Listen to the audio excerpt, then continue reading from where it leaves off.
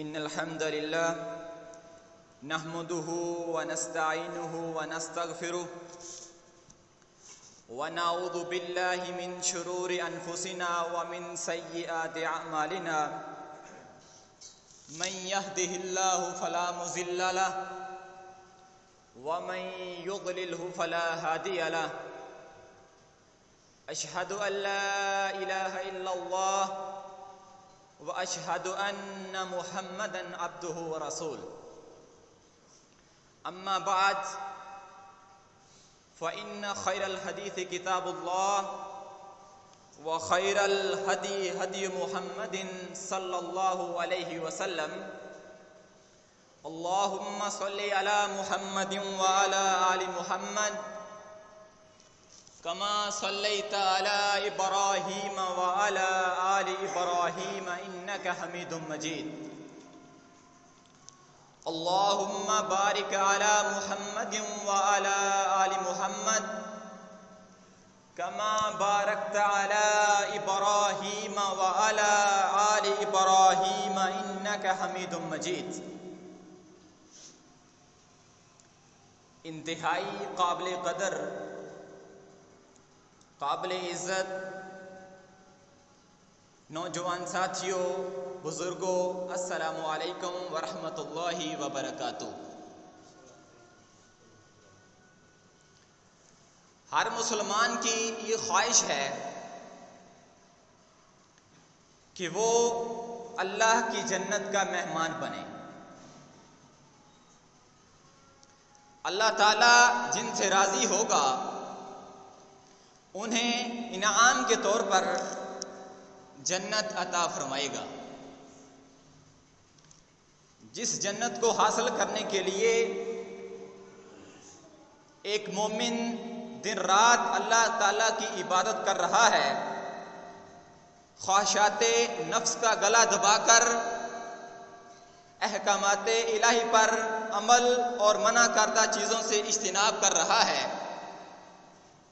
ماہ رمضان کے آنے سے پہلے ہی تیاریاں، اس کی خوشی، پھر روزے رکھنا، راتوں کا قیام، صدقہ خیرات اور تلاوت قرآن پاک کثرت سے کرتا ہے، جس کو حاصل کرنے کے لیے یہ سب مسلمان کر رہا ہے، اس کا نام جنت ہے۔ اصل میں وہ جنت ہے کیا اور اس کی نعمتیں کیا ہیں، ان تمام باتوں کا جاننا، ان سب باتوں کا ہمارے علم میں ہونا انتہائی ضروری اور ایک اہم ہے، تاکہ اس کو حاصل کرنے کا ہمارے اندر پہلے سے بھی زیادہ جوش، جذبہ، رغبت اور جنون پیدا ہو سکے۔ اسی مناسبت سے آج میں اس خطبہ جمعۃ المبارک کا موضوع جنت کے نظارے اور اس کی نعمتوں کا تعارف۔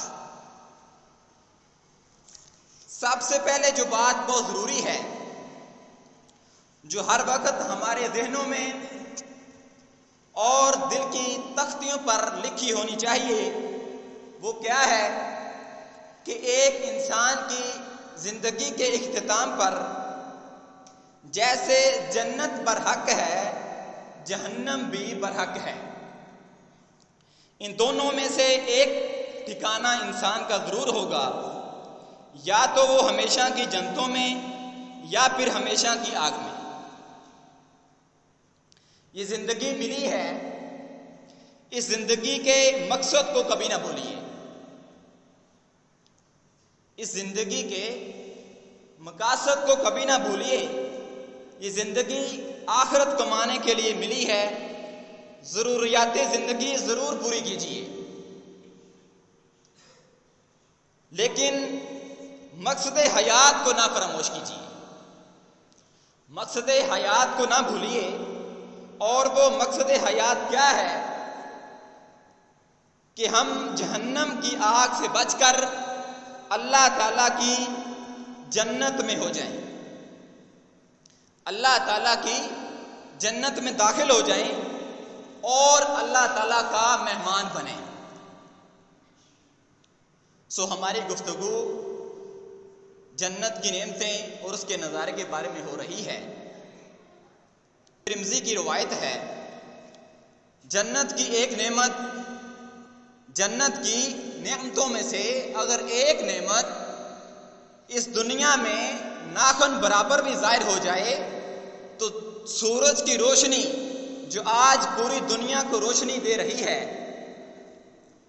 یہ ساری روشنی اس طرح ختم ہو جائے جیسے سورج کی روشنی تاروں کی روشنی کو ختم کر دیتی ہے۔ جنت کی خوشبو 40 سال کی مسافت سے آنا شروع ہو جائے گی۔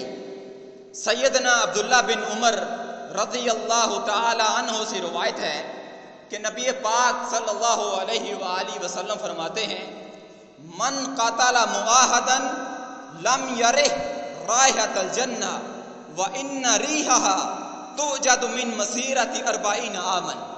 صحیح بخاری کی حدیث ہے۔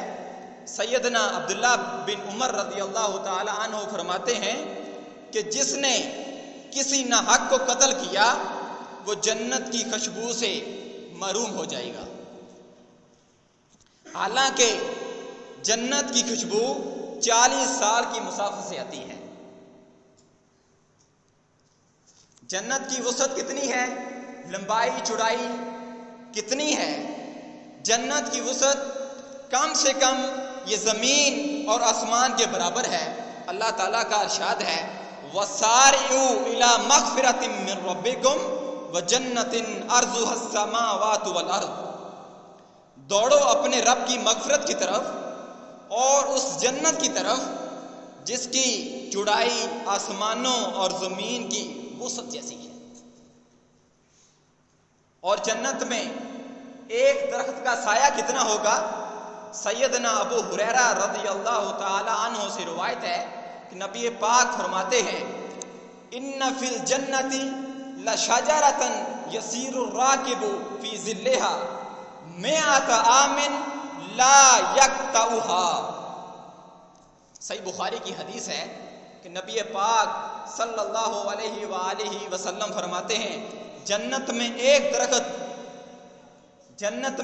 درخت ہے جس کے سائے میں ایک گھوڑا سوار 100 برس تک چلتا رہے تب تک اس سائے کی چھاؤں ختم نہ ہوگی۔ جنت کے محلات کیسے ہیں؟ جنت کے محلات ہر چھوٹی بڑی غلاظت سے پاک ہوں گے۔ سورۃ توبہ کے اندر اللہ تعالیٰ نے ارشاد فرمایا، وعد اللہ المؤمنین والمؤمنات جنات تجری من تحتها الانہار خالدین فیہا ومساکن طیبۃ فی جنات عدن ورضوان من اللہ اکبر ذالک هو الفوز العظیم۔ رب کا قرآن اس بات کی تصدیق کر رہا ہے، وعد اللہ، اللہ تعالیٰ نے وعدہ کیا ہے۔ کون سا وعدہ؟ المؤمنین والمؤمنات، مومن مردوں اور مومن عورتوں سے۔ کس چیز کا وعدہ؟ جنات تجری من تحتها الانہار، ان جنتوں کا وعدہ جن کے نیچے نہریں بہہ رہی ہیں۔ اور پھر ایک مومن کے دل میں یہ سوال، یہ خواہش کیوں کر پیدا نہ ہو کہ ان جنتوں میں رہنا کتنا اچھا ہے؟ اللہ رب العزت فرما رہے ہیں، خالدین فیہا، مومن مرد اور عورتیں اس جنت میں ہمیشہ ہمیشہ رہنے والے ہیں۔ وَمَسَاكِنَ طَيِّبَةً فِي جَنَّاتِ عَدْنٍ وَرِضْوَانٌ مِّنَ اللَّهِ أَكْبَرُ، اور صاف ستھرے پاکیزگی والے گھر محلات جو ہمیشہ رہنے والی جنتوں میں ملیں گے۔ اور سب سے بڑی خوشی کب ملے گی مومن کو؟ وَرِضْوَانٌ مِّنَ اللَّهِ أَكْبَرُ، اور سب سے بڑی خوشی تب ہوگی جب اللہ تعالیٰ مومنین پر راضی ہو جائے گا۔ اللہ تعالیٰ ہم سب کو ان میں شامل فرما دے، آمین۔ آخر میں اللہ رب العالمین کیا فرما رہے ہیں؟ ذالک هو الفوز العظیم، یہی سب سے بڑی کامیابی ہوگی۔ اور جنت کے محلات میں تمام برتن سونے اور چاندی کی ہوں گے۔ جنتیوں کے محلات میں ہر وقت خوشبو چلتی رہے گی، اور پسینہ کیسا ہوگا جنتیوں کا؟ ان کے پسینے سے ہر وقت کستوری کی خوشبو آنے لگے گی۔ تمام جنتیوں کو دل میں کسی دوسرے کے بارے میں حسد کینہ نہیں ہوگا۔ اہل جنت ہر سانس کے ساتھ اللہ تعالیٰ کی حمد و ثنا بیان کریں گے۔ صحیح بخاری کی حدیث ہے، نبی پاک صلی اللہ علیہ وسلم فرماتے ہیں جنت میں جو سب سے پہلے گروہ مردوں اور عورتوں کا داخل ہوگا، ان کے چہرے کیسے چمک رہے ہوں گے؟ نبی کریم صلی اللہ علیہ وسلم فرماتے ہیں صورتہم علی صورت القمر لیلۃ البدر، ان کے چہرے 14ویں رات کے چاند کی طرح روشن ہوں گے۔ اور آگے فرماتے ہیں لا یبصقون فیہا، انہیں دھوپ تک نہیں آئے گی، جنت میں موت نہیں آئے گی، اور ہر شخص جوان ہی رہے گا۔ جنتیوں کے کپڑے کبھی پرانے نہیں ہوں گے۔ اور آخر میں نبی کریم فرما رہے ہیں ولا یفنا شبابہم، ولا یفنا شبابہم، اور جنتیوں کی جوانی کبھی فنا نہیں ہوگی، کہ جنتی لوگ جنت میں ہمیشہ ہمیشہ کے لیے جوان رہیں گے۔ اور جنتیوں کی خوراک کیسی ہوگی؟ صحیح مسلم کی حدیث ہے، جنتیوں کی سب سے پہلی خوراک، جنتیوں کی مہمان نوازی مچھلی کے گوشت سے ہوگی۔ جنتیوں کا دوسرا کھانا چرنے والا بیل، اس کے گوشت کا ہوگا۔ اور جنتیوں کا مشروب کیسا ہوگا؟ اللہ پاک کا ارشاد ہے یطاف علیہم بکأس من معین، جنتیوں کے ارد گرد نفیس شراب کے پیالے لے کر جنتیوں کی خدمت کرنے والے ارد گرد گھوم رہے ہوں گے۔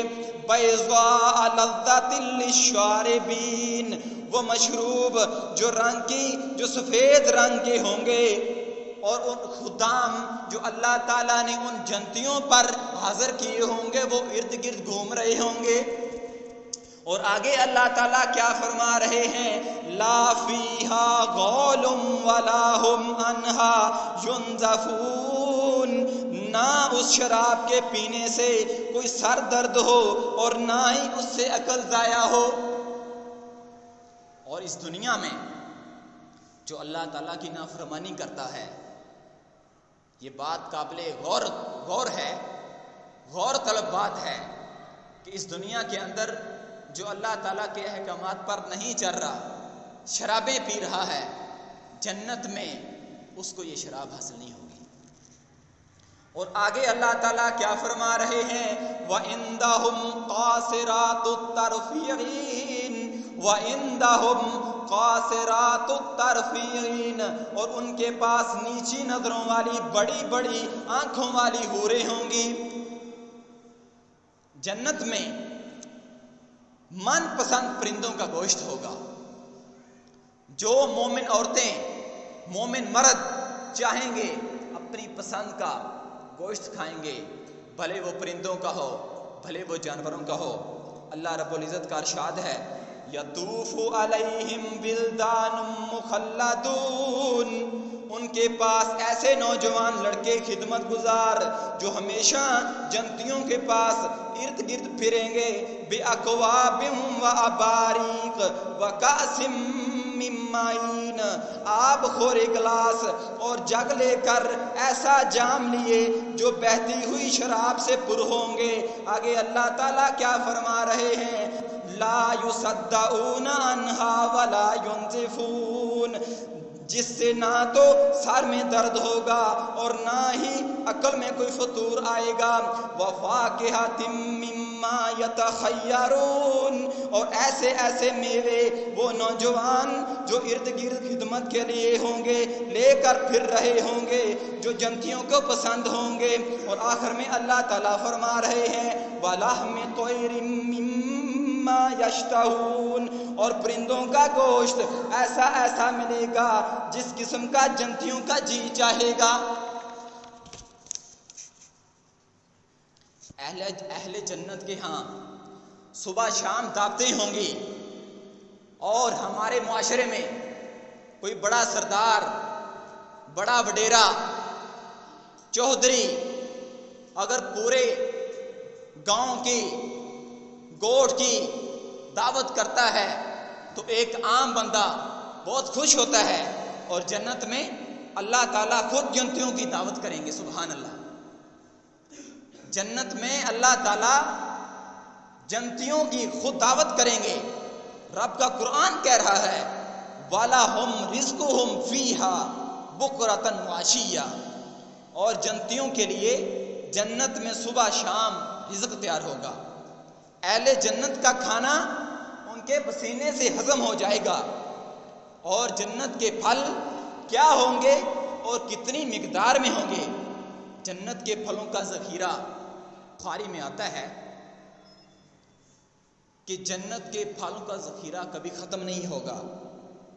اللہ تعالیٰ کا فرمان ہے وَفَاكِهَةٍ كَثِيرَةٍ لَا مَقْطُوعَةٍ وَلَا مَمْنُوعَةٍ، اور کبھی ختم نہ ہونے والے اور بے روک ٹوک ملنے والے بکثرت پھلوں میں جنتی لوگ مزے کر رہے ہوں گے۔ اور حوض کوثر کیا ہے؟ حوض کوثر سب سے اعلیٰ نہر قرار دیا گیا ہے۔ نبی کریم صلی اللہ علیہ وآلہ وسلم فرماتے ہیں واقعہ معراج کے موقع پر میرا گزر جنت سے ہوا تو میں نے ایک نہر دیکھی جس کے دونوں کناروں پر موتیوں کے گنبد تھے جنہیں اندر سے تراش کر بنایا گیا تھا۔ جبرائیل علیہ السلام سے نبی کریم فرماتے ہیں کہ میں نے سوال کیا قلت ما ھذا یا جبریل، کہ میں نے سوال کیا اے جبریل یہ کیا ہے؟ جبریل نے کہا قال ھذا کوثر، یہ حوض کوثر ہے، اور پھر فرمانے لگے الذی اعطاک ربک، جو آپ کے رب نے آپ کو عطا کیا ہے، فَإِذَا طِينُهُ أَوْ طِيبُهُ مِسْكٌ أَزْفَرٌ، کہ اس کی مٹی یا خوشبو تیز کستوری جیسی ہوگی۔ اور حوض کوثر پر ساقی خود رسول اللہ صلی اللہ علیہ وآلہ وسلم ہوں گے۔ صحیح بخاری کی حدیث ہے اس کا پانی دودھ سے زیادہ سفید اور شہد سے زیادہ میٹھا ہوگا۔ صحیح مسلم کے اندر الفاظ آتے ہیں کہ سوال کیا گیا کہ حوض کوثر کیا ہے، تو نبی کریم صلی اللہ علیہ وآلہ وسلم نے فرمایا اشد بیاضا من اللبن، کہ دودھ سے زیادہ سفید ہوگا، واحلی من العسل، اور شہد سے زیادہ میٹھا ہوگا۔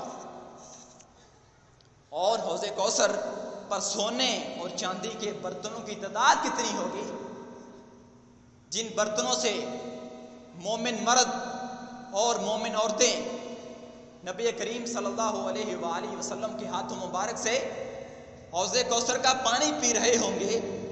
صحیح بخاری کے اندر الفاظ آتے ہیں کعدد النجوم السماء، آسمانوں کے تاروں کے برابر ان کے جو جنت کے برتن ہوں گے ان کی تعداد ہوگی۔ حوض کوثر سے ایک مرتبہ پانی پینے والے کو دوبارہ پیاس نہیں لگے گی۔ صحیح مسلم شریف کے اندر الفاظ آتے ہیں کہ نبی کریم صلی اللہ علیہ وآلہ وسلم نے فرمایا من وردہ فشرب منہ لم یظمأ بعدہا ابدا، کہ جو حوض کوثر پر آ کر ایک دفعہ پانی پی لے گا لم یظمأ بعدہا ابدا، اسے پھر کبھی پیاس نہیں لگے گی. سبحان اللہ. کہ جس شخص نے، مومن عورت مومن مرد نے ایک مرتبہ حوض کوثر سے پانی پی لیا تو اس کو دوبارہ کبھی پیاس نہیں لگے گی. اور پھر جنت میں اللہ تعالیٰ کا دیدار ہوگا. دیدار الہی سے چہرے چمک اٹھیں گے. اللہ تعالیٰ کا ارشاد ہے وجوہ یومئذ ناظرہ، اس روز بہت سے چہرے پر رونق ہو جائیں گے، چمک اٹھیں گے. الی ربہا ناظرہ، اپنے رب کا دیدار